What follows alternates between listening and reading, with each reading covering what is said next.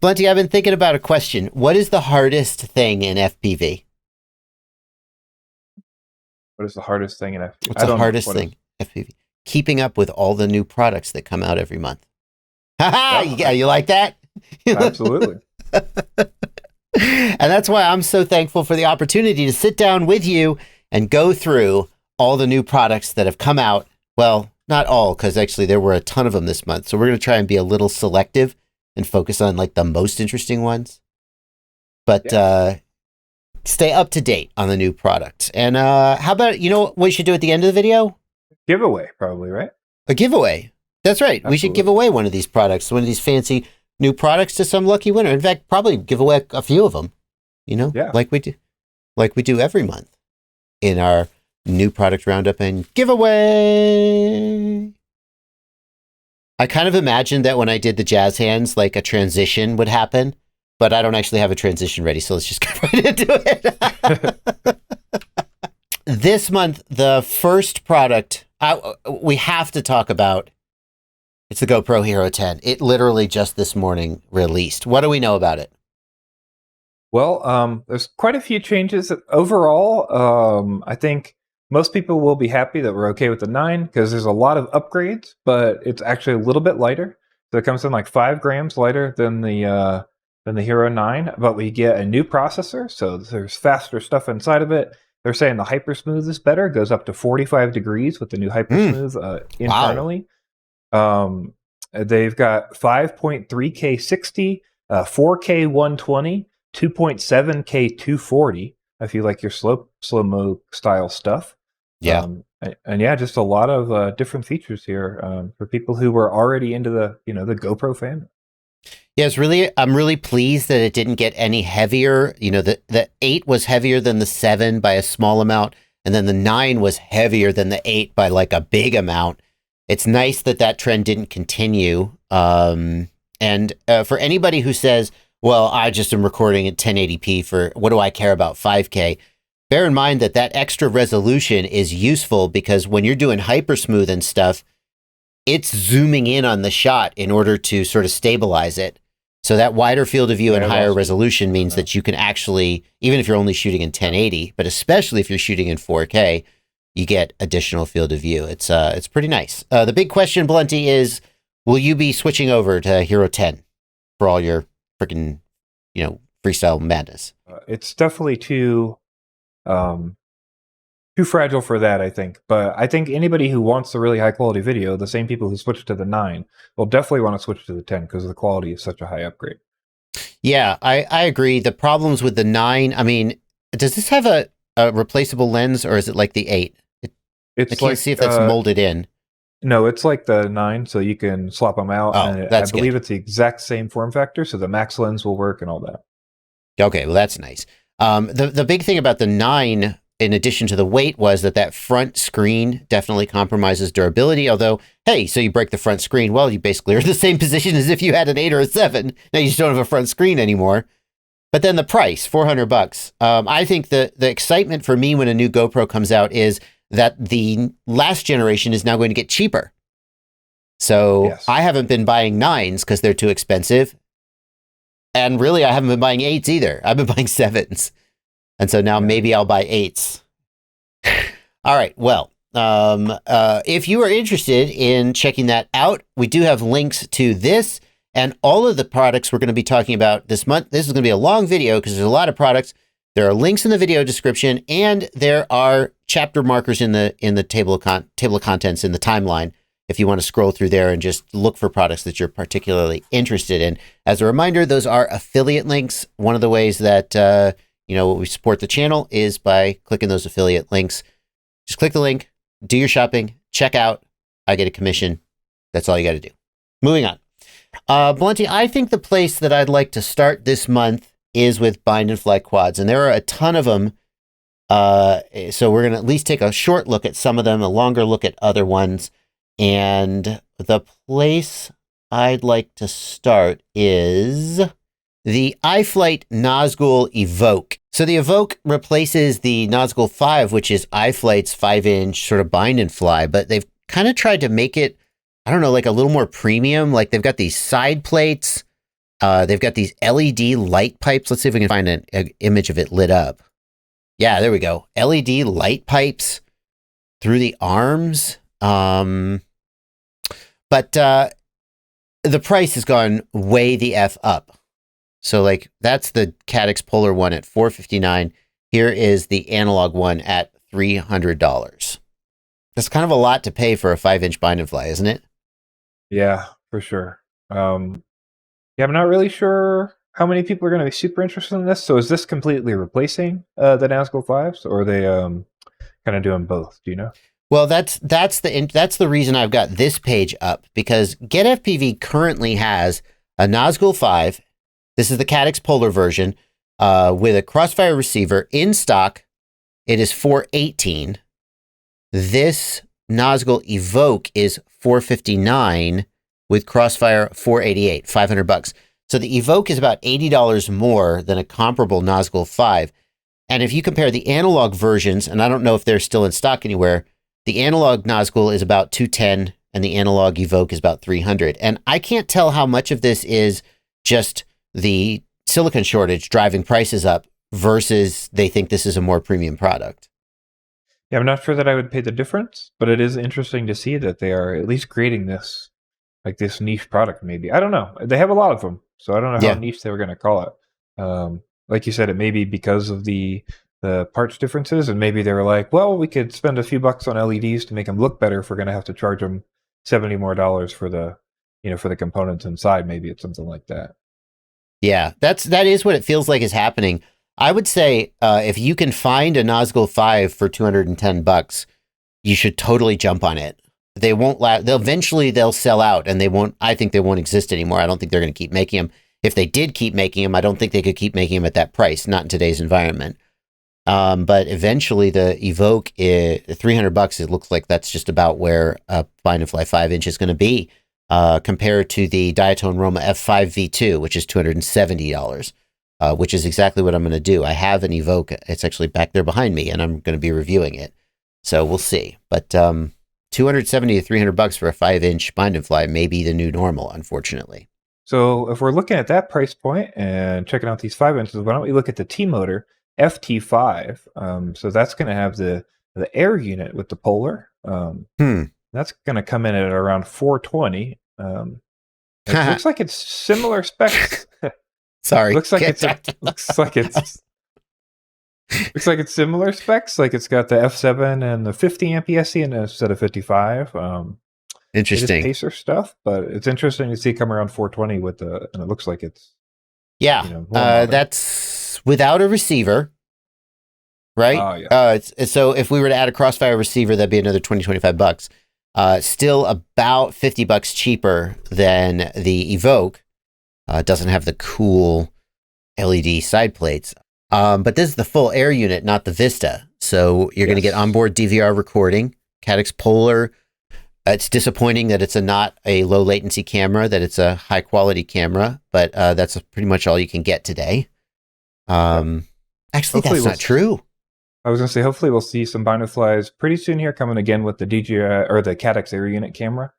That seems like that has been up on the market again for a little while. Blunty, I just remembered this. We should point this out. This is not a new product, but we haven't seen it in a long time. Rotor Riot has the Air Unit with the Nebula Pro camera in stock. Well, with the Caddx Air Unit camera, but yeah, same difference pretty much. It's the same. Yeah, it's the same camera. It's a 120 FPS camera. It's a low latency camera it's the camera that you want to get these days. It's the best one. Disappointing that you can't get it with the Vista VTX, if for those who care more about lightweight, but we haven't seen this camera in stock in 3 months, 4 months. Yeah, for the last couple of weeks, I think about a couple of weeks ago, Caddx put them up on their website, and then a lot of the retailers have seemed to been getting them pretty recently here. So okay, I wish they'd sell that camera separately from the Air Unit, because I want to pair it with my Vista VTXs. But there you go. All right, so let's take a look at a CineLoop here. We've got the GEPRC CineLog 30, and we've got an HD with the Polar and the standard. Coming in with the thin ducts, the solid ducts, with the little foam on the outside, looks like. And it's a pusher configuration, so the motors are upside down. That seems like that adds a little bit of efficiency because the thrust column is not obstructed underneath. Other than that, oh, go ahead. This reminds me a lot of like the Beta 95X style. Yeah, it does, and I don't feel like that's a big compliment because the Beta 95X kind of flies like crap. I mean, it gets the job done. I would hope that this would be better. I will say, I was talking to Ciati this morning and asked if he wanted to review a new CineLog that I'm not going to mention details about, but he said, "Oh, I've heard really good things about the CineLogs. I haven't flown one, but there's at least one vote for them." Good. So this is the CineLog with 3-inch CineLog. There's also a 2.5-inch version, and I can't tell if this is a new product, Plenty, or if it's just quote unquote new because they're putting the polar in it. I've seen that a lot. Like we just talked about the GEPRC Baby Croc 4-inch, which came out months ago, but now it's new because it's got the Caddx polar in it. I'm like, that's not new. That's just a different camera. Yeah, I think that seems to be happening a lot. It's weird the delay though, because we've had polars for a little while, but I feel like this roundup is pretty polar centric compared to stuff we've seen in the past. But hopefully, like we said, we'll see that change. So. Well, here's another new product from GEPRC. This is the Smart 3.5. I actually reviewed the Smart 3.5 on my channel a little while back, but I don't know if we've mentioned it in our new product roundup. So let's just get it in here. This is a 3.5-inch sub 250 gram micro quadcopter. Maybe it's a micro. And I think 3.5 inches is a pretty sweet spot for freestyle under 250 grams. You don't care about the 250 gram limit, then you could do some interesting things. But this is about the biggest you can get under 250 grams without giving up a lot of durability. And this is a pretty good quad. Now available in analog and HD. You flown any 3.5 inches, Plenty? I have not. Actually, I think I flew the Baby Hawk. Is that right? Oh, yeah. Yeah, for sure. That is 3.5. Yeah, so I've flown that. I like that size. It's definitely a fun size. I like anything around that size. Like 3 inches is really a fun sweet spot. So 3.5 can definitely be very similar. Yeah, just a little bit lower disc loading, a little bit lighter feeling in the air, a little bit more power. Ciati actually likes 3 inches around 250 to 280 grams in some cases. He actually likes them a little bit heavier. But I think this one is pretty good, pretty durable, and pretty fun. I got a full review, and I'll link it down in the video description. All right, so let's take a look at a couple more 3.5 inches since they're already in that bracket. We'll take a look at some BetaFPV products. We've got the X-Knight 35 HD, and we've got the TWIG XL 3.5-inch Racer X FPV. I gotta say, other than just the quad parts, I am really happy to see that we have an Express LRS option on the X-Knight 35. Really? Yeah. That is exciting. I'm super excited to see more and more bind and flies coming with Express LRS receivers. So that's really exciting. A lot of people are picking up Express LRS as an inexpensive long-range protocol. More and more Express LRS hardware, and making that jump to being able to buy it with it pre-installed, I think is a critical hurdle that they seem to be overcoming. Yeah. Also, just of note, as we know from the prices, it's only a $10 jump to Express LRS. So it's $359 instead of $349. And then if you jump to Crossfire, you got to pay $379 for that $30 receiver. Yeah. Express LRS receivers, we couldn't speak to the hardware quality. Like when something is built... something is built by a FPV quad. Yeah, yes, exactly. When something's built by a BetaFPV or a Happymodel, I think we could argue that it's not going to have the same, white glove build quality as like a Crossfire. So fair enough. But in terms of range and performance, Express LRS has pretty much every bit of it compared to Crossfire and is significantly cheaper. As far as the quads go, you're right. These are BetaFPV electronics, and it is hit or miss at best. I would certainly take the GEPRC Smart 3.5. I've had good results with it over this one. The TWIG, I guess you're going for something lighter and more like a toothpick, like a 3.5-inch toothpick. I don't think there's a ton of those out there, so I might steer that direction if I really wanted that specific type of quad. So let's move up in size. We'll take a look at the Rekon 7 Pro. So we've seen the Rekon drones for a little while, the different styles of long range and quads that they've put out. And now we've got a new one from them, the Rekon 7 Pro. Coming with tons of options directly from them, certainly. Even an option for the Express LRS 2.4 gigahertz from HDLRC. Lots of different options on this guy. Full air unit is going to come in the digital version of this one. And there is an analog version of this one as well. Yeah, 2806.5 motors, big GPS in here for you automatically, that sort of thing. Yeah, the Rekon line was made in partnership between HDLRC and Dave C.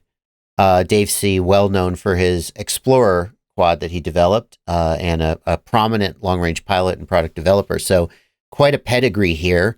And as far as the 7-inch build goes, I mean, I think 2806.5 motors is pretty much the standard for 7-inch long range. It's fascinating to me that this is coming in at $549 with an air unit. And we just saw earlier in the video the Evoque, a 5-inch quadcopter, coming in at around $500. Is that with, oh, well, that's not with Crossfire. So $594. So it's actually closer to $600. That's, why is it 50 bucks more to put Crossfire diversity in it? That doesn't make any sense. I guess it's $100 more to put Crossfire in it than a 5-inch. So, okay, fine. It's more expensive. Never mind. $8 for your Express LRS upgrade. Oh, doesn't make any sense. Why is it like $50 more, $45 more? Is that how much a Crossfire diversity is? I don't know. Doesn't make any sense. I do know that it's probably HDRC definitely providing them. Yeah, a Crossfire diversity RX is $50. Okay, well, there you go. Why not sell it with a Crossfire Nano for $25? Okay, that doesn't make any sense to me. But I guess if you're flying long range, you want diversity. They're putting then you have 2.4 gigahertz ELRS. So I don't know. Not sure. Well, it'll get you there, but they sure as hell shouldn't sell it with an XM Plus or an RXSR. I also agree with that. Those should probably just not be there. Okay. And as far as durability, well, you're probably not supposed to crash a long range 7-inch anyway, so who cares? But it looks like it's reasonably durable. Anyway, that's the Rekon 7 Pro long range. New entry if you're interested in long range flying. FAA has left the chat. Last but not least, in our bind and fly category, we'll do an RTF kit. Previously, we looked at the Cetus kit. So today we're going to look at the Cetus Pro kit. We've got a new version of this. The Cetus was originally a 65 millimeter brushed quad it had like optical flow and stuff for beginners so that they could kind of get a position hold, even on Betaflight, and like a little kit to start them out with. And the Cetus Pro kind of carries that on forward with a little bit bigger version of a quad, brushless motors now, and a couple other changes. I'm always a big fan of kits that have everything you need to get started in one: controller, goggles, and quad, batteries, charger, because a lot of people just want to try FPV and they just want to just buy one thing and see if they like it.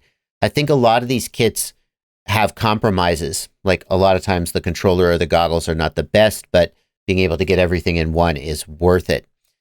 Yeah, BetaFPV really takes this up a notch by giving you that optical flow sensor. It'll do altitude and position hold. And I've flown one of these. It's actually surprisingly decent for such a cheap quadcopter.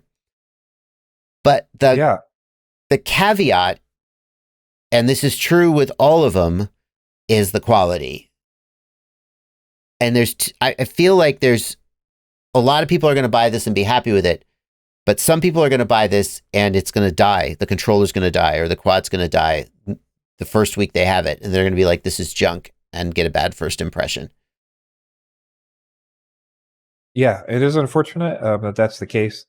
Hopefully, there's not too many issues with that, but it is BetaFPV, as we kind of mentioned earlier. So you kind of at your own risk there. Hopefully it is. They're decent with exchange and stuff. So hopefully that helps out. But you would hope. Yeah, I don't know.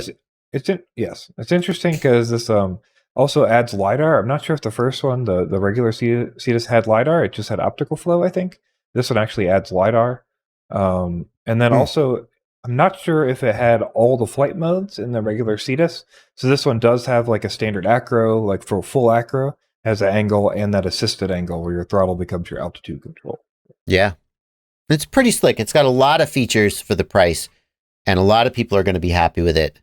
If you end up being one of the people that it just like dies on you, don't count on BetaFPV to have your back. Historically, that's my impression. Well, Blunty, from bind and fly quadcopters, let's go to individual components. Let's talk about some new flight controllers and ESCs that have come out this month. And this one showed up in Race Day Quad's new product roundup. The Foxeer Reaper ESC has been out for a while. I don't know if this is a new revision of it or if Race Day Quads just started carrying it, but I thought it was worth a mention. The Reaper ESC is exciting to me because it is a 20 millimeter mount ESC. It has 20 millimeter mounting holes, but it has full-size FETs. Yeah, I think this one's kind of interesting to me too. You know, this is an 8S rated ESC as opposed to 6S, which most of these will be. But one of the really interesting things here, based like you talked about, these are normal size FETs, and we can see that in the specs because max burst current is actually listed at 100 amps on a 60 amp ESC. I think that's pretty interesting. Yeah, and who knows? We know those amp ratings are inflated, but you can just look at the size of the individual FETs on this versus a typical 20 millimeter ESC. I've hesitated to comment on this in the past because it was new, but I've also heard from people who are racing with this ESC and say it's durable. Your mileage may vary, but if you're looking for a probably more durable than average 20 millimeter ESC, especially for racing, then this would be something to look at. Right. Next up, NamelessRC has a new AIO out, the Super Whoop Toothpick AIO. We've got our standard BLLES 15 amp ESC on a 1S board, so it looks like plenty of headroom for you, with a DVR built in on the board. So that's pretty interesting. Oh, a DVR built in. Yeah. I saw this SD card slot and I thought it was for black box, which I'm obviously a fan of. It's not. It's for DVR. Yeah, absolutely. I don't think this has a black box, but it does have a 32 gig, SD card slot for all your footage. Pretty interesting. Nice. Now you're going to be recording your analog DVR, right? Yes. So it's still going to look like analog DVR, but it's not going to have any of the video breakup that you see. So it'll be as good as it can possibly look. Yeah, 720p 30 is what this is listed as a recording. So not too bad for analog DVR. I could see this being especially useful for YouTubers or content creators who want to review cameras. Like I have a quad that I've put a little discrete DVR on, and it was a bit of a hassle being able, if that could be my camera testing rig, maybe I just put this flight controller in it, except we got to mention it's a 15 amp ESC. So that's going to be okay for like 3-inch toothpicks, but probably not. It's meant for, it's a 1S only. So it's definitely meant for like, that style stuff. I see. Yeah, so it'll be okay for a 1S 3-inch toothpick. We can certainly see the size of the FETs. See those little teeny FETs? That's what we were talking about with the Foxeer Reaper. Yeah. I guess on a toothpick, you're not going to carry a HD cam anyway, so it's nice to be able to get some good footage.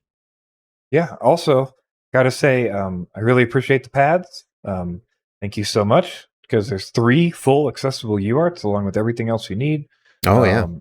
There's an inverted. They chose to do inverted S-Bus and also put the normal RX pad right next to it. Plenty of 5 volts. Great decisions here on this board so far from what I can see. So looks pretty promising to me. Yeah, those little pads on the edge are going to be a little bit tricky to solder to, but I guess if you're making a toothpick, that's you kind of accepted that that's in your future. So awesome. $80, not bad. We'll have to see how the durability holds up, of course. That's always the big question. Well, here's another toothpick flight controller. I say toothpick, but this one is actually for 3S to 6S build, so it's an all-in-one. And I guess there's some definitions of toothpick that go up to 6S, but this one has a 40 amp BLLES ESC built in. It's from JHEMCU. It's got an F7 processor. It's got a lot of pads. JHEMCU does this thing where they put pads at the edge, and the pads are not labeled because they don't have room to silkscreen the label on. But you got your motor outputs. You got your miscellaneous UARTs and so forth. Got a few pads right here for the camera. 10-volt regulator built in. And that is a 25 millimeter mounting for a toothpick style frame. What kind of quad would you put this in, Blunty? This seems like a maybe like a TP3, you'll probably benefit pretty well. Yeah. Something like this. It depends on if you like to run your TP3 on 2S. It might be a little overkill. Yeah. If you did because it's 3S to 6S, but yeah, something heavy like that. Maybe like a replacement for like a BetaFPV, the X-Knight 6S they did. Stuff like that. What about like a 3-inch or a 3.5-inch freestyle rig up to maybe 250 grams? Yeah, maybe. I'm still kind of probably in the same place you are. I'm worried about FET size and quality at this level. And with so many things jam-packed on here, they even fit the analog OSD for everyone. And they even fit a plug on here. Like, it gets to the point where I'm a little nervous about the quality of those FETs. So. That's fair. What were you about to say? You were about to say something before I asked you that question. Oh, just that it does have that analog OSD. I think that's kind of important to look at these days, just because with all these toothpicks, flight controllers are really trying to squeeze a lot on. And for the DJI pilots and the SharkBite pilots, they're just leaving off the analog OSD these days because you don't need them. And they don't have to add the VN and V out pads. Yeah, that's true. So it's good for analog. I can't help but is this a barometer or just an oscillator? Does it have a barometer? Oh my God, it does. It does. It's got a BMP 280 barometer and a black box. Oh wow, very full featured. And $80. Let's keep in mind we're not like other all-in-ones out there. Like the iFlight Beast has gone up to like $130. The NewBeeDrone Infinity, $140.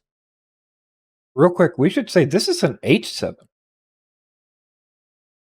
Yeah? Yeah, I didn't, I thought we said this was an F7 at the start maybe, but yeah, this is an... I did. Yeah, this is an H7. I can't believe for this price point. Is that,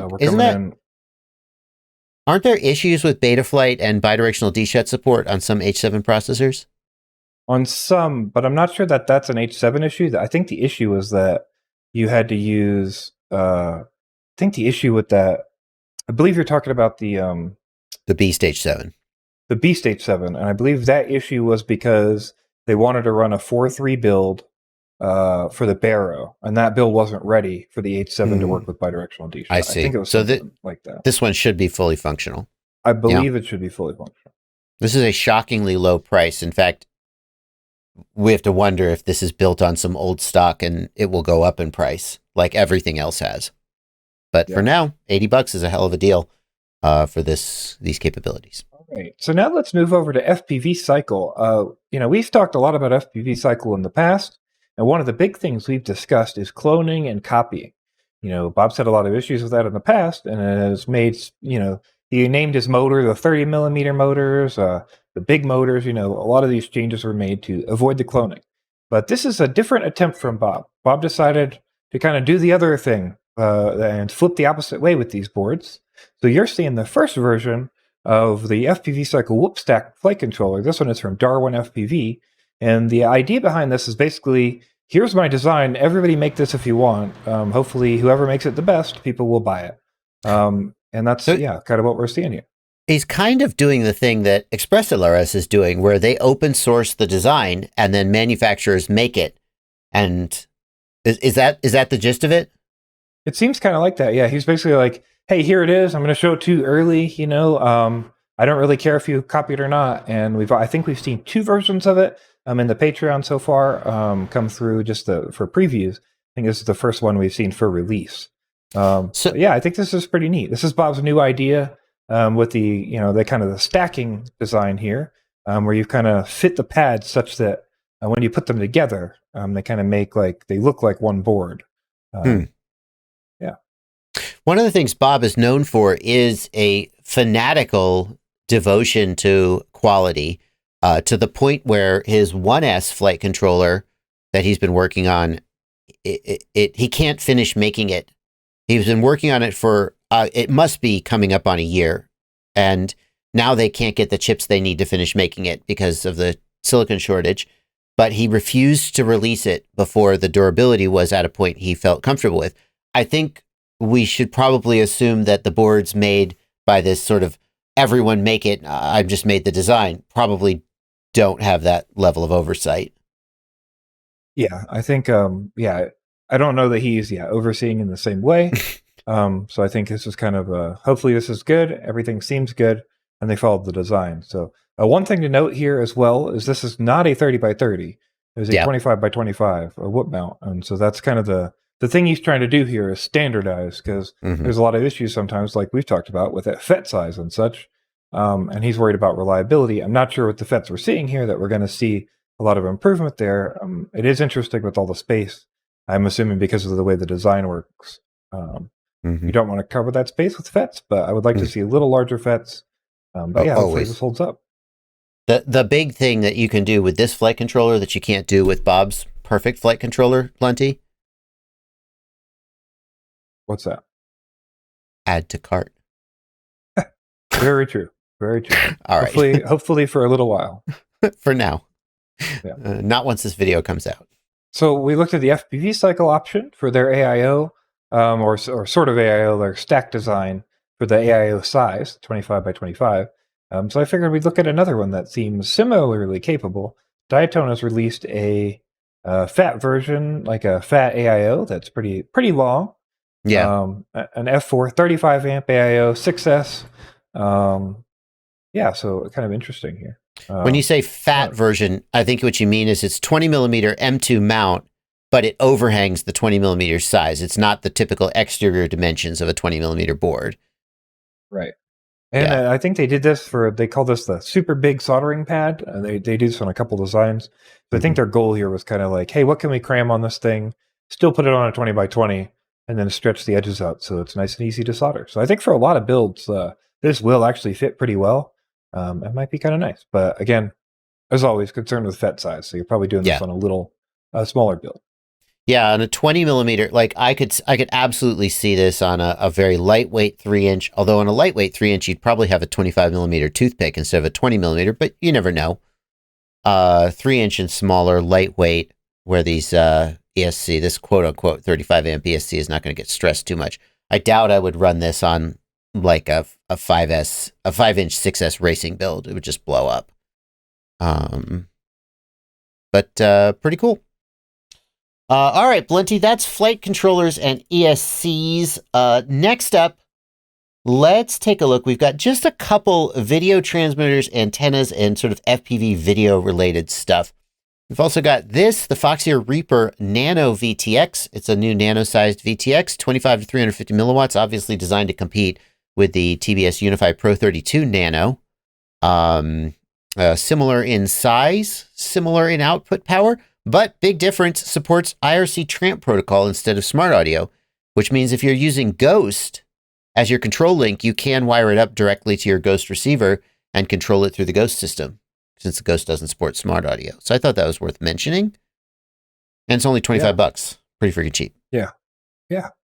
Last up in this category, GetAPV has a new set of antennas for DJI, the Lumenier Duality DUAL-MOX. Moxon is an antenna design. Familiar with it for Crossfire. I think people use Moxons, certainly for 2.4 gig. Here are some Moxons. I mean, obviously, this is going to be much more unwieldy than like a patch design stuck to the front. So you really got to want this. But let's take a look at the gain. Yeah, it kind of feels like they should make something like this, but that it folds, because these flat antennas would fold up really well against the goggle, you know? It's true. The thing is that with the coverage pattern of the antennas, they have to be edge on, I think. I see. So if they were flat against the face, it wouldn't be aimed correctly. I mean, if that's not true, then all of these pictures are very misleading. What's the gain? 5.9 dBIC. So here's the part that confuses me, Blunty. So these are 6 dBi. Lumenier Axie HD. But is that like, I mean, is that 6 dBi on both bands? Is that how that works? They have 8 dBi of gain, beam width horizontal 120, vertical 80, beam width 68 by 68. So I guess that's a different, I don't understand this. It's lower gain and wider beam. Oh, these are linear polarization. I don't understand these antennas. Like, why are they? Duality. Well, so they're dual band, but they have there's a dual band AXI antenna as well. Yeah, maybe that's what we should compare. Let's see what they're... The Lumenier Duality. Here's the Duality HD. Okay, so they're dual band. So these would only be used if you're using the DJI FPV drone. If you're flying with the Air Unit and the Vista, you don't want a dual band antenna. You want a single band 5 gigahertz antenna. Here's the Duality HD. Again, linear polarization. Don't know why that's desirable, since the Air Unit and the Vista, does DJI drone use linear? Yes, the DJI FPV drone and the original goggle antennas are linear. I see. So what we've got here is a linear mid-gain antenna for use with the DJI FPV drone. This was not at all interesting to people who fly FPV with the Air Unit and the Vista and don't own the DJI FPV drone. And why didn't they just make a linear patch that sticks to the front of the goggles? There must be a good reason, but I don't know what it is. All right, next up, let's look at some receivers. Flywoo has... What kind of receiver are we going to look at, Blunty? Oh, Express LRS, sir. Express LRS. So Flywoo has entered the Express LRS game, and they are now producing the EP receivers. They are calling them the EL24P and EL24E. These are basically the EP1 and EP2 are very similar to those receivers. The same small form factor receivers for Express LRS 2.4. And then you can, this is also what comes on that Bind and Fly Flywoo Nano baby that we looked at earlier. So same as the Happymodel receivers, one with a ceramic antenna, one with a UFL, similar in price, just another manufacturer to choose from when everybody else is out of stock. Yep. And then as far as other new options for Express LRS, Happymodel now has a 2.4 gig Slim Pro TX module for the X-Lite and the Tango 2.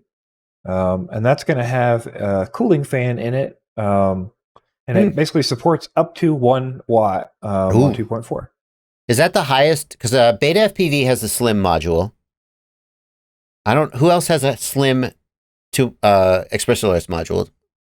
At this point, it could be 4 companies. I'm not 100% sure. But this goes up to 1 watt. I think that's more. Everybody else is either 250 or 500, if my memory is correct.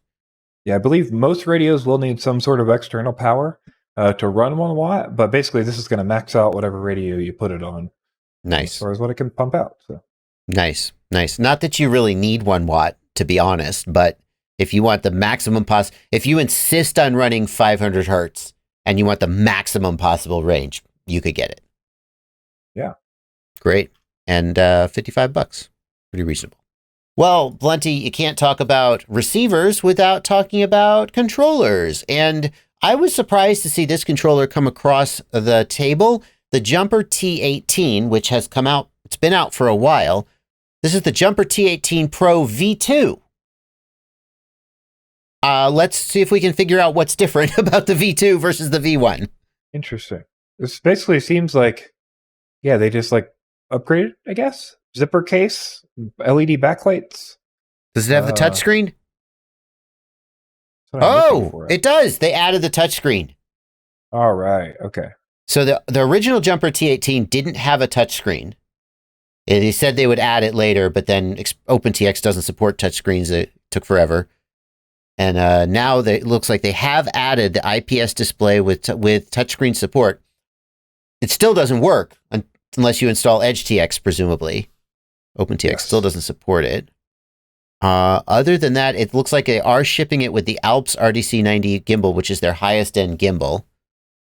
Carbon faceplate. Oh, that's right. The T18 Pro V2 had that carbon face. That's the one I have.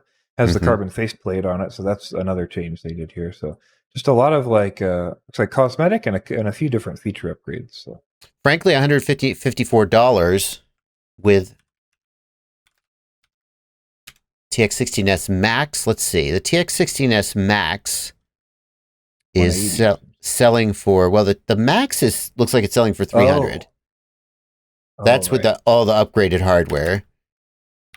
Let's just try the TX16S. Is $219.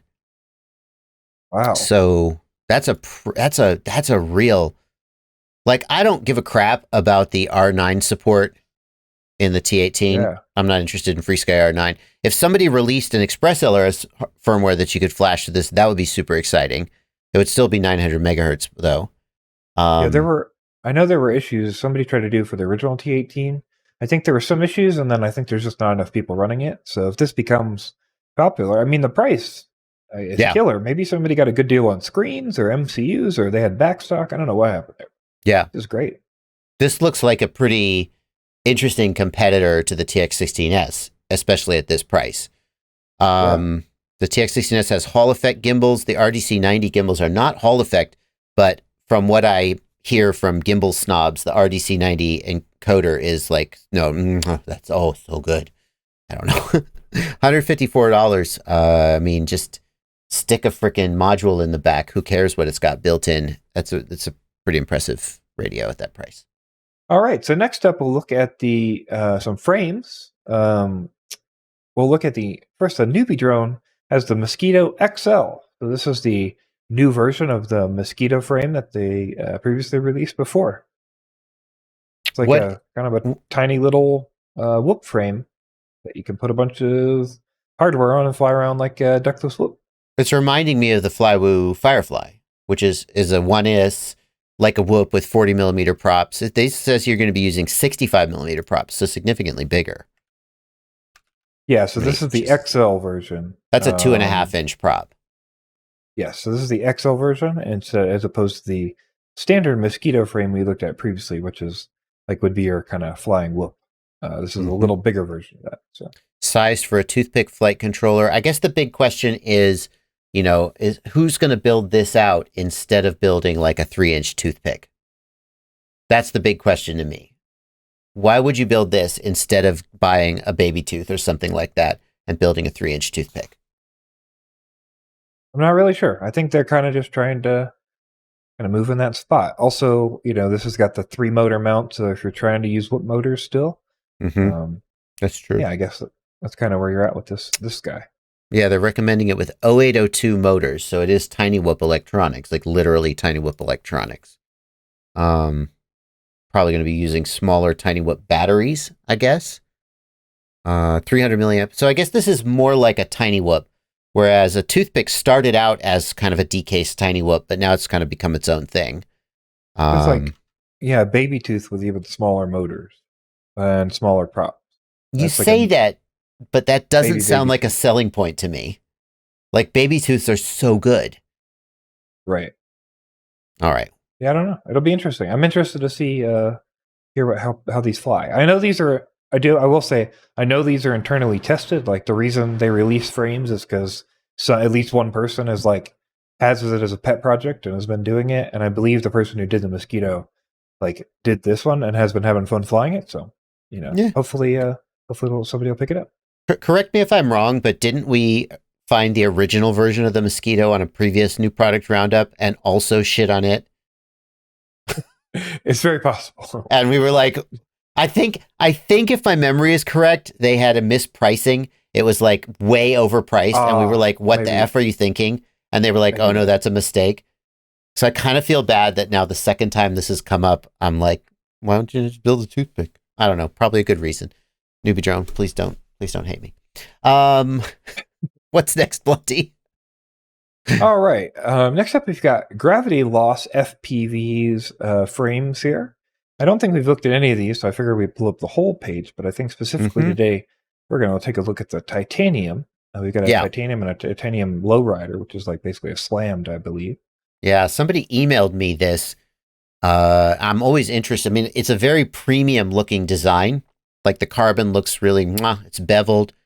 The frame design looks fairly refined. It doesn't look like, oh, this is your first design project that you drew on the back of a napkin. And the use of titanium hardware, I don't know. Is that going to increase durability or is it just like a stick?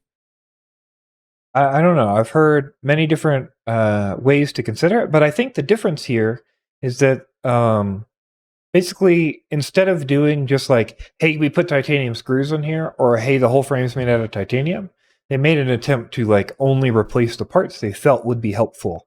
So on the bottom, I always forget what you call them, but the where you screw in the screw and then it flushes because there's like that rounded piece. Yeah, those are all titanium. Those washers kind of things. Yeah, those are Countersunk. titanium. And there's like that back plate there, and then the back piece on the back, the guard. Those are all titanium, I believe, but then the rest is not. So it's interesting that they use titanium for this bottom/rear piece, but not for the front piece, which arguably is going to take more hits. But maybe they figured you'd rather replace the carbon, whereas here you've got screws going into the titanium, so it's going to be a focal point for a lot of stress. Yeah, I don't know. Actually, the only piece of titanium on there, I do believe, is that titanium plate, that single plate. Those bottom pieces are actually aluminum. Now that I dig into it, so aren't these standoffs titanium also? Not sure. Everything's listed as aluminum alloy on the page. Oh, so these are aluminum. You think these are aluminum standoffs? Go up one. There you go. Oh yeah, I see. Now that's interesting. I'm not a fan of aluminum standoffs. I mean, I think they're more likely to strip out, even though they save weight or bend. Yeah, these don't look like standard standoffs too. They're a little odd, like square. Yeah. I'm not sure. Maybe that's like more rigid or less. I'm not sure exactly how that works. So we've got I was so ready to be positive, and now I'm feeling a little squicky. We've got non-standard standoffs that you can only get replacements from this company. And they're aluminum, so like you're guaranteed to bend one in a hard crash, especially the front two. You're gonna bend them. I guess you could always just replace them with standard standoffs, probably, except maybe these middle ones, which look a little weird. I was going to say the middle ones you can't because they've actually molded the standoff into the screw that goes in. Yeah, that's like if it was titanium, I'd go, oh, well, it's probably going to be pretty strong. But if it's aluminum, it's like it's guaranteed to bend, at least the front ones and maybe the rear ones. How much? I will say. Yeah, go ahead. Yeah, unfortunately, I think price is going to be an issue for a lot of people because this is kind of an untested, company, and we're looking at 110 for that titanium, or 80 for the standard freestyle frame. So. Spare parts. Standoffs, aluminum gray standard, $10 for spares. Oh, I'm not mad about that. $10. At least they are available. Buy a couple, but now you're looking. Let's say you buy it and you buy 2 sets of standoffs. Like I almost think they should sell just the front or rear standoffs separately. Which my gut, like they obviously know. I'm just making stuff up, but my gut is those are going to break. If I have to buy a whole set, I'm going to end up with a bunch of these that I don't need. If I could buy front and rear standoffs for $4. You still would be paying $120 for the frame and a couple spare standoffs, which is still a lot to ask. Yeah, it would be. One thing I'll say is I would be interested to see in modeling, like if there is an improvement there from like having that screw through the standoff and like have that all rigid between the standoff, the top bottom plate, and then that arm. I'm sorry, I'm not listening to anything you're saying, Blenty. Look at the weight. Can this be right? Oh man, that's a lot of weight. How is it 179 grams? Can that be right? I don't know, because the entire isn't that titanium frame we looked at that was entirely titanium was only like 200 and something, right? I'm not. Or is that like 400? This makes no sense. You're using titanium. Why are you so heavy? Aren't you supposed to be lighter? Why would you buy this? I'm not flying any 180 gram 5-inch freestyle frame. I don't care. I'm out. This comes in just a little bit under the weight. It's 186 for that Prometheus full titanium drone we looked at before. How did they accomplish? I'm out. Sorry. I wish I'd have looked that up before I'm out. 180 grams. You lost me. I don't care. Oh, It's so durable. Don't care. You know what else is durable? Carbon fiber. It weighs 100, 140, 130, 120, 110 grams. This frame, if it was carbon, would be 120, 125 grams. I don't understand how you get up to 180 grams, 170 grams. Looks like aluminum standoffs. Or aluminum arm protection pads. I wonder if those are included too.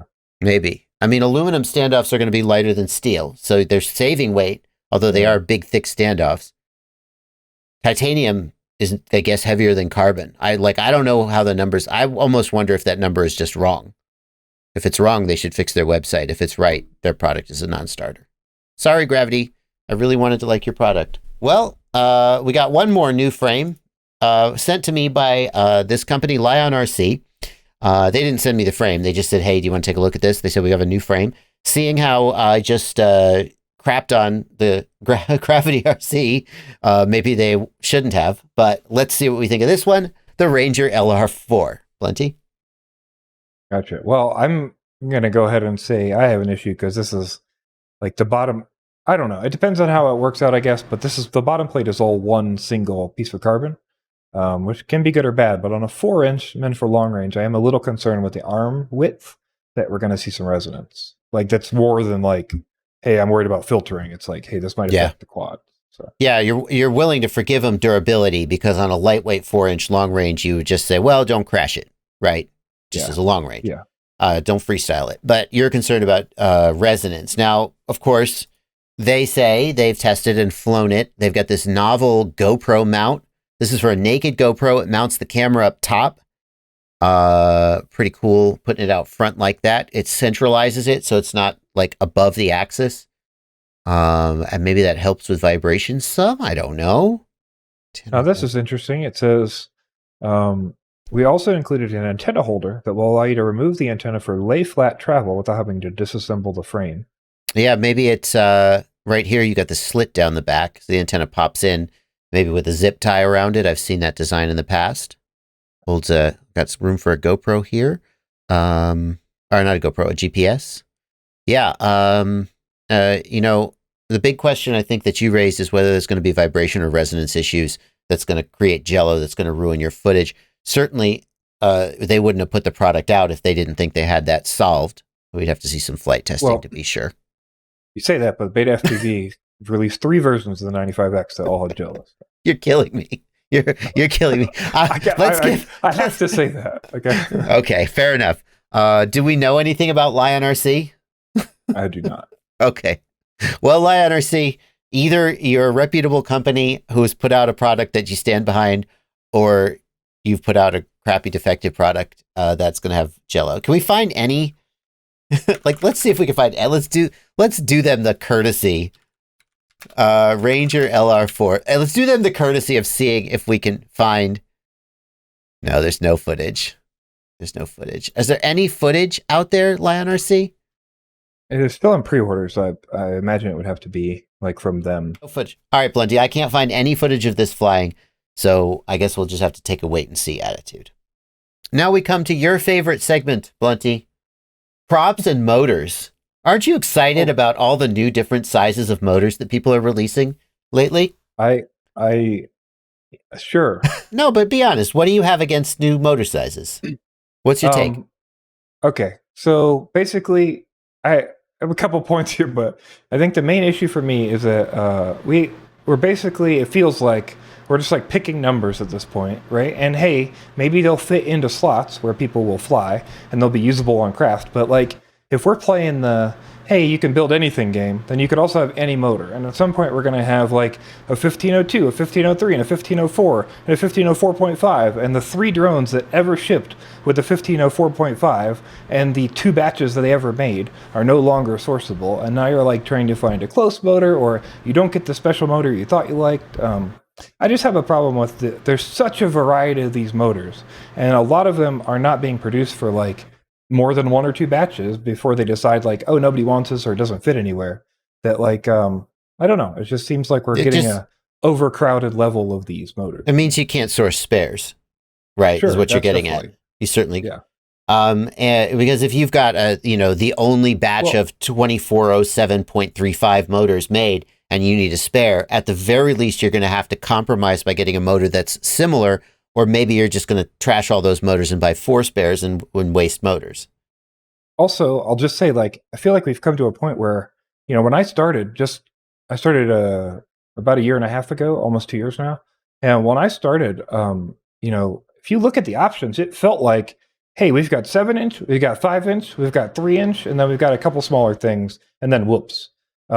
And now it feels like as a new pilot, I couldn't imagine trying to come in and like figure out like, okay, which motors are the right motors for me, because there's 25s, 23s, 22s, 21s, 20s, 19s, 18s, 17s, 15s, 14s. You know, it's just it can be confusing. Well, I think what we're seeing in some sense is manufacturers doing R&D through the market. So there, I mean, like take 2004 sized motors. 2004 sized motors are very, very good for 4-inch freestyle, or they may be some of the best motors for sub 250 5-inch, right? But would a 2104 motor or a 2005 motor be better? Well, instead of developing a test program and figuring that out, they just make a 2104 motor and a 2005 motor and they try to sell it. And they see if it sells, and they let the customers, and maybe the customers buy it and it sucks, or maybe it's good. It feels like some of that's what's going on. Yeah, I definitely would agree with you there. I'm not sure I'm a super big fan with that, but hopefully, you know, people are buying these that like want to get experimental and crazy, and they aren't like, you know, people who think they're somewhat of a standard motor. So, well, the flip side of that, though, Blunty, I'll take slightly the other side of it is that I'm glad. Like, there was a time period where basically all 5-inch freestyle and racing motors were either 2306 or 2007. And nobody was trying 2407, 2008, or sorry, not 2008, 2207, 2208, even as much as, you know, 2506, like Bob Ruge's motors. And then people kind of, and I think it was marketing that drove it. They were just like, hey, there's a million 2306 motors. Can we make anything else? And somebody made a 2407 or whatever, or 2208. But there's a sense in which it's good that someone did that because maybe those are better motors for certain applications, but you don't know. Okay, well, oh, look, it's out of stock. So this is the FPVCycle 25mm Imperial. This is Bob Ruge's 5-inch motor. It is, I think, one of the most impressive 5-inch freestyle motors you can get. It truly, I'm a guy who you hand me a motor and I go, it flies like a freaking motor. Who cares? But this one really impressed me. I won't go too much into detail. He has started getting the batches of them. He's been out of stock forever. And the first batch came in and immediately sold out. I will say, when this says coming soon, it really is coming soon. In fact, they're just coming, you know, he gets a box of them and then he sells them. But it is, if you've been waiting for these motors, are they available? Imperial 1870. Are they actually in stock at, they're in stock at FPVCycle, just not at Race Day Quads. Fair enough. These are pretty impressive 5-inch freestyle motors. Anyway, so kudos to Bob for finally getting them in stock. Yep. I will say, I should mention, I'm sure it'll be fixed if it's not, but I did hear that these have 9mm bearings instead of 10s. One of the big points of actually, they did change the listing. Now these are listed as 9s in the listing as well on FPVCycle. They were 10s, and that was a big selling point of the motor, but now they are 9mm bearings, so just be aware of that. I thought that they were originally 9s, and then he upgraded them to 10s. But now you're saying that the first batch is coming with 9s. Yeah, I believe they said they were going to ship with 10s, but I think it was a manufacturing issue or something. Jesus. I know that somebody had listed that on one of the Facebook pages and then said support said they were supposed to be 10s, and they ended up at 9s. And they are now listed on this page as the NMB 9x4x4. So. Well, I was more excited. I was excited about, I tested them when they were on 9s. And then Bob told me that the new batch was going to be 10s. And I was like, oh my God, because 10mm bearings are more durable than 9s, especially for freestyle where you want that. I'm disappointed that they're 9s, but I'm not. It's like, obviously that's standard for a 5-inch motor, so it's not the end of the world. I'd be happier if they were 10s. I'm sure the next batch will be 10s. All right. And then also in the FPVCycle world, we've got new 13mm motors. These are similar to the previous 1303, 1304s that he's had before. These are now in 6350 kV coming soon instead of just the 5000s. Though I believe only 5000s are here right now. And yeah, just another option for your motors. Yeah, what kind of quad would this go on? Because especially with these little micro sizes, I get a little lost. Is this for a toothpick? TP3. Yeah, this is like a TP3 style Okay. Something on like the 3-inch that you want to run like on a 3 or 4S, Okay. something like that, or like maybe like a 4-inch prop, running down to a 2S. I see. Or like I see. Yeah. So on the 1S Toothpick, he runs like a 1302 motor, which is lighter, but the battery is smaller, and nobody's running DJI on the 1-inch. So on the 3S and 4S Toothpicks, you have bigger batteries, and maybe you're running DJI, so you have a 13mm motor. All right, Blunty. Well, here's another motor in your word salad. This is a 2104 motor from Flywoo. And as I look at it, I'm like thinking, where does this fit? Well, 2004 is great for 4-inch freestyle, or maybe even ultra lightweight sub 250 5-inch freestyle 5-inch. So this is a 2104, so it's 1mm more in diameter. That means it's going to have more stator volume and more torque and more responsiveness and more cooling, right? Wider motor is more cooling. But as the motor diameter gets to a certain point, the magnets are moving so fast you get desync problems, and there's no way to really know whether the weight and performance of this motor is going to be superior to a 2004. So yeah, so this is like you said, 4-inch. Is this what we're like a 3 to a 4-inch? I don't know. I don't know what this is intended for. I'm just guessing what it could be for. Gotcha. I'm thinking like 4-inch, like 4-inch 4S or 4-inch 6S for these two. But yeah, I'm not really sure. Or maybe 5-inch, because I mean, you could argue that a 2004 is a little bit under torqued for a 5-inch prop. Like you always see like the sub 250 5-inch builds running a bi-blade. They're like never going to run a tri-blade. This would definitely be like on the sub 250 or the super light builds. That's what it feels like to me. The other disadvantage is that the durability of the 2004 motors is really poor. And I think part of that is because they have a little 1.5 or 2mm shaft, and then they have this gigantic disc of a motor putting all this torque on the shaft. So I worry that by making the motor wider in diameter, you're going to decrease its durability even further. And if you want more stator volume, it feels like instead of going to a 2104, you should maybe go to a 2005.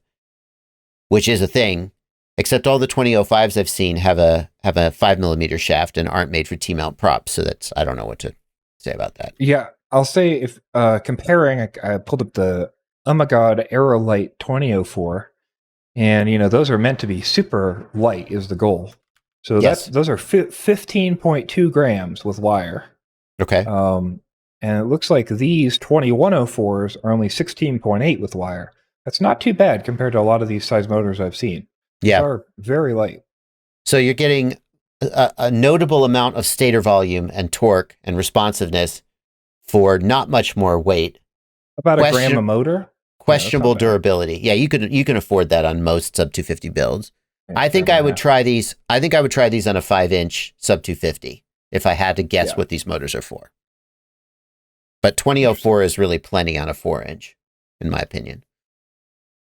And I would want to try these. I would want to cross-test these against a 2005 and see which was better. My gut feeling is the 2005 will be more durable. I bet you have to add a lot of weight, though, because you're going up like a quarter. That's true. That's true. When you add a millimeter of diameter, you don't add much stator volume or weight. Maybe at 2004.5. Yeah. Anyway. All right. 2004 point a quarter. Why we do everything? Why don't we do that? Why inches? Why not decimals? Yeah. Get it down there. All right. Next up, let's take a look at the T-Motor BMS Raptor V2 2306.5 2000 kV motor. What do you think about this, Josh? It's $28, Plenty. Why is it? It is $28. That's what do you 100%. T-Motor? How good do you think your crap is? It's not even a unibell. It's not even a single piece bell. What is about this motor that makes it $28? Like, what is it? Does it have? I don't know. They're not even going to tell us. Does it have a titanium shaft? Does it have the frickin' infinity gems built into the base? What is this motor? Why is it $28? This motor comes with the life gem. The money gem. It's in this. It's. I don't know, man. I can't understand. Like the T-Motor F40 is a high-priced motor, but I think it is an extremely good motor. It has a balance of lightweight and performance. Is it that much better than a $22 iFlight XING? I don't know. But the T-Motor F40 or F60, no one could argue that it's not like a really, really amazing motor. It also doesn't have a single piece bell. I don't know, Blunty. I'm a little annoyed at this motor because of its price. Yeah, do you think it's possible that this has anything to do with the shortages? Like, this is just a new thing, or they're just trying to charge us $28 for what looks like a normal 2306 motor? Like you said, there's not even specs. I went to their website, and like they don't talk about like any materials that it's made with, or like, yeah, very, very bare bones. Yeah, what kind of bearing does it have? What technology is in it? I don't know. iFlight XING 2, $20.99, $20.99. Blunty. Yeah, okay, back ordered. Fair enough. Single piece bell, beautiful machining. 7075 aluminum, lighter, O-ring bearing protection. Maybe the Raptor motor has that too. I don't know. Right. I think it's a titanium shaft. Yeah, titanium alloy shaft. NSK bearings. $21. Tell me why this is a $28 motor, except that, I mean, T-Motor would like you to pay $28 for this. I'd like you to subscribe to my Patreon for $100 a month. We'd all like things. I don't see it. Yeah. Sorry, T-Motor. I have to say, like, we talked about this in past, episodes of this, but if you really think about it, I feel like at this point, you need to have a 3-sentence blurb that explains why I would pay $7 extra for your motors, Well, Blunty, they analyzed each component in detail to find new ways to extract the next level of performance. Does this XING 2 motor extract the next level of performance? I don't see it where it says that. Actually, they've been upgraded with a higher standard of performance and manufacturing. So I guess it's just a question of whether that's worth. They got the next level. XING is the higher per level. This is the next level. I guess that's worth $8 more. I don't know. All right, moving on. We need to make a bingo card system for this. Well, I'm sorry. I'm sorry to have just spent 5 minutes crapping on an expensive motor, because the next thing up is the Hypetrain LetsFlyRC 2306 1850 kV. And I'm worried that I'm going to upset my friend Sean because it's a $26 motor. I could tell you already it's a Unibell. So. No, there it is, boys. There it is. We've already done better. Also, Sean gave you 2 paragraphs about why he feels this is the motor you should buy, so at least he is trying to justify it. High amperage, thicker winding. So what do we got here? It's a $26 motor. So again, I'm not trying to suggest that everyone should only ever buy XING motors, but I am saying when you can buy a XING 2 motor for $21 with titanium shaft, NSK bearing, all that good stuff, every motor that is more than $21 has to at least justify its price compared to that. And I think there's a lot of intangibles when people make motors, especially 2306 motors, which are kind of just a dime a dozen these days. So he picked the KV. Yeah, to me, it seems like this is just hey, here's my name on a motor. It's a little more. It's got cool colors and it's Unibell. It's an EZO bearing. That's good. EZO bearing. Doesn't say whether it's a titanium shaft. It's a single. It's a cool design. Some people are going to like the colors, like the Green Goblin colors. Doesn't say whether it's a titanium shaft. Maybe it is. Doesn't say what the aluminum alloy is. It does say there's an EZO bearing, so that's good. And Unibell. So motor manufacturers, we need to know these things. Is this 7075 or 6068 or whatever aluminum?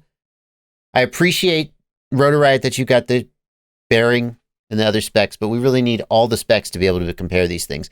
And frankly, Blunty, I think a lot of times when they leave the specs off, it's because they don't have a titanium shaft, or they would say. They're not using the 75 aluminum, or they would say. Yeah, as a consumer, it's hard to, assume anything other than that, Yeah. Also, just like stuff small, like weight, 30 grams, but is that with or without motor wires? Because most people will tell you that. So trying to compare, that's important. Just it's true. It's true. All right. So it's a 2306 1850 kV motor. It's a little lower kV, so you're going to get a little bit longer battery life with a little bit less top end, but most people don't need that top end.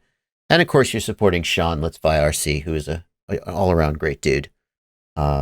I mean, let's be honest, he gets a cut. He gets whatever, a couple bucks off of each of these motors, and it's an easy way to support him if you're a fan of his.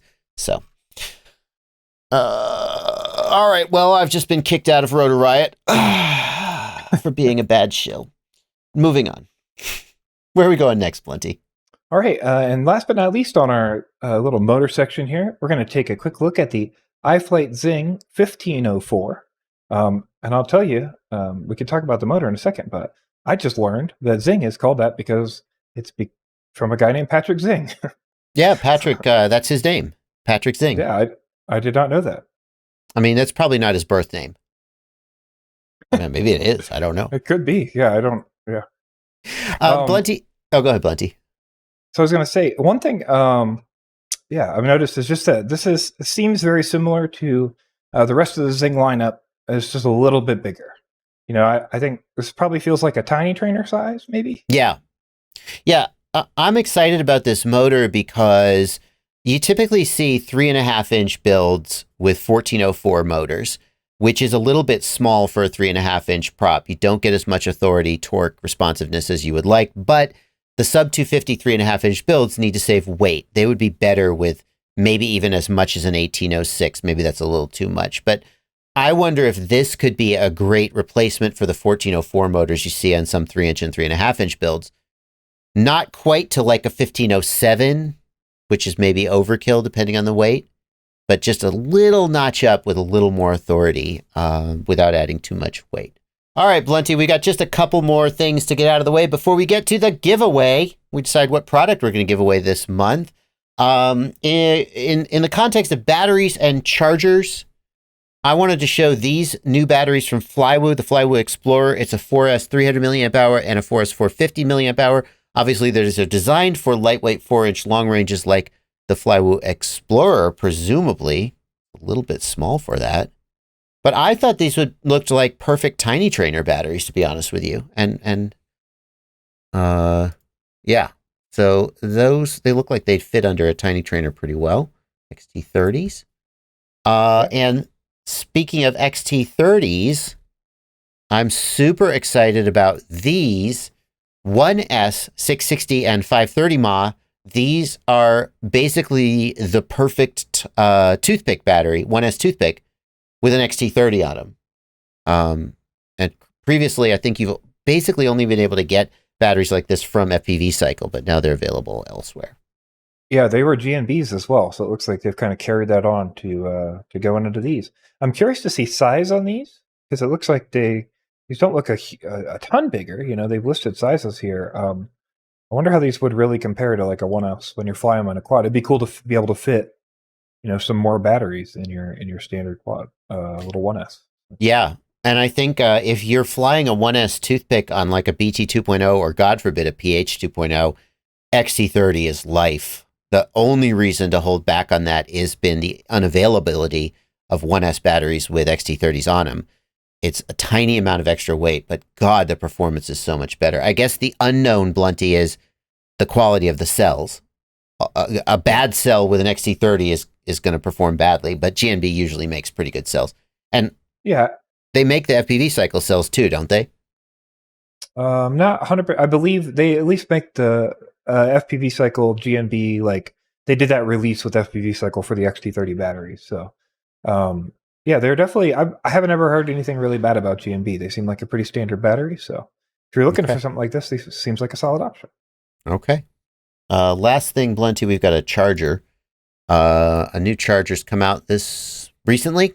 The iSDT K4 Smart Dual Charger. 400 watts on AC. That's a lot for most AC chargers are like 100 or 200 watts. 400 watts off AC built in. That's pretty impressive. Yeah, absolutely. Is that going to be one channel probably? Just 400 total, like on AC, and then you get 600 times 2 on DC? So. Correct. That's what the text is saying. So single channel, so two times 200 on AC, or 1 times 400, or 2 times 600 on if you have your own DC power supply. It looks like it also goes up to 8S if I'm reading this balance plug correctly. So that's exciting. Yeah, 1 to 8S, 1 to 7S LAHV, because I'm sure because that voltage. Mm-hmm. And then, yeah, the other batteries up to those same voltage levels. Yeah. So if you're looking for a charger that has a built-in power supply, $224. Also, 1.5 amp of balance current is pretty good per cell. Yeah, this looks like a good charger. Yeah. I think the big question with these is whether you already have like a 1200 watt power supply, at which point you just you don't need to buy a charger with a built-in power supply like this. But it looks like it would travel pretty well. Well, it's chunky, but okay. Just got a couple more things, Blunty, just miscellaneous things that didn't really fit anywhere great. All right, we'll just get this out of the way. Race Day Quads has a Kevlar battery strap now. They've been giving out these rubber grippy battery straps that break. People complained. Race Day Quads listened. Now they have a Kevlar battery strap. Cool. This is a smoke stopper, the Sentinel V2 switchable smoke stopper, and I can't figure out, does this look to you like it's polyfuse based? Like, how does this work? Oh, I see. Oh, this is a 3 millisecond trip time, whereas this is advertised as even shorter. I see what they're trying to do. nanoseconds. Yeah. I see. That's interesting. I mean, I guess presumably that's because they're running an IC in there, and the IC is doing the detection. I don't know. Right? I mean, what does the V-Fly not have an IC? So, it's got a switch too. Oh, is the switch? That's probably just changing the trip threshold. No, it's got a switch on off. It's got on off. Oh, well, that's nice. I like that on off. It makes it really easy to like bind. You hold the bind button down and flip the switch. I guess the question is whether the 3 milliseconds is going to be enough to save you from a short circuit, or whether you need this 250 nanoseconds. Because $70 more, I don't know. But there it is. Also, short stopper is only 2S to 6S. And this guy is going to be 2S to 10S, in case that is something you care about. Yeah, okay, fair enough. And then last up, we've got this USB-C PD to XT60 adapter. The idea is that if you've got a USB-C power delivery battery bank or any other kind of power source, you can convert that to XT60. You could power your goggles off it. So I don't know. If you got a big USB power bank, you could use it. It's $9. Yeah, seems kind of cool for field stuff. Well, that brings us to the end, Blunty, where you and I have to sit down and figure out which one of these amazing products that has come out this month we are going to give away. I don't know, Blunty. Which one do you think we should give away this month? I think this month for me is probably one of the most obvious answers we've had in a long time, and that's got to be the Hero 10 Black. Oh, I think most people would like to win a Hero 10 Black. And unlike many of the other products we give away, it won't have gone out of stock by the time I do the drawing. Very true. It's $400. It's a lot of money. Let's give away 2 of them. It's gonna hurt. Oh, I hate to give away one. We gave away one of the Oh My God 250, but it was like $500, and that was my line. But I'll give away 2. We're giving away 2 GoPro Hero 10 Black. If you want to enter the giveaway and be eligible to win, there are instructions down below in the video description. There's a link to a Google form that you click on the link, you put your name in the Google form. That's how you enter. When we do the drawing, I will announce the winner in a pinned comment at the top of this video. So if you're watching this video right now and you don't see a pinned comment, the drawing hasn't happened yet. And I'll email the winner at the email address they use when they enter. Thank you so much for meeting up with me again, Blunty. It's always fun to do this. Of course, yeah. Always happy to be here, for sure. Yeah. I hope you guys enjoyed it as well. Keeping you updated on the new products. And you got some in-depth reviews of some of these products potentially coming up. I'm working on the Evoque review, so make sure you're subscribed and hit that notification bell so you don't miss that when it comes out. But that's going to do it for now. Thanks for watching. Happy flying. Do you see this baby? Isn't he cute? Hit the subscribe button. Join my Patreon. Use my affiliate links. Or just keep watching videos. That's better than nothing. Cuckoo Gaga, subscribe to my daddy.